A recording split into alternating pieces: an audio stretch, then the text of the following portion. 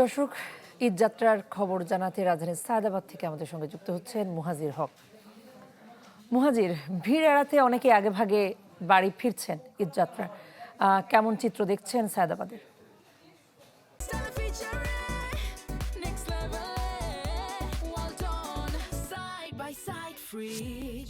জি, আসলেই ভিড় এড়াতেই অনেকেই আগেভাগে বাড়ি ফিরছেন এবং সেটার রেশটা আমরা রাজধানীর বিভিন্ন বাস টার্মিনালগুলোতে দেখেছি।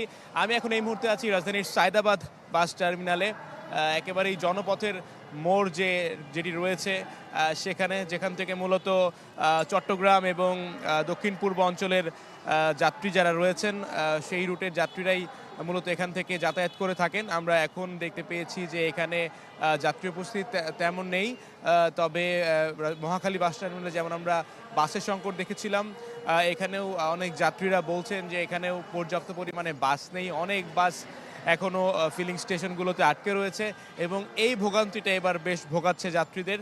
তবে অতিরিক্ত ভাড়া আদায় কিংবা আগে আমরা সচরাচর যে ঈদ এলেই ঈদযাত্রার যে ভোগান্তির খবর দর্শকদের জানাতাম, সেই ভোগান্তির চিত্র কিন্তু এবারে একেবারেই নেই। আর এখন যেহেতু এই সময়টা জুমার সময়, শুক্রবার, স্বাভাবিকভাবেই এখানে এখন মানুষজনের উপস্থিতি কম, মানুষজনের আনাগোনাও কম।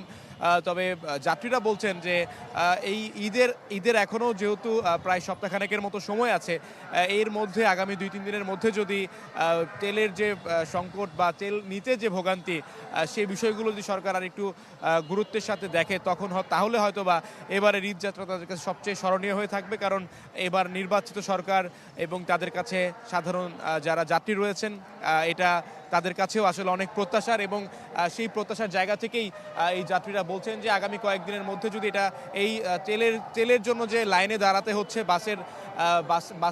বাসদের এবং বাসের জন্য যে লাইনে দাঁড়াতে হচ্ছে, সে বিষয়টা দেখতে পারলে হয়তো বা আরও সুন্দরভাবেই ঈদযাত্রাটা হবে। জি মুহাজির, আপনাকে ধন্যবাদ। মুহাজির হক সায়দাবাদ থেকে আমাদের সঙ্গে যুক্ত হয়েছেন।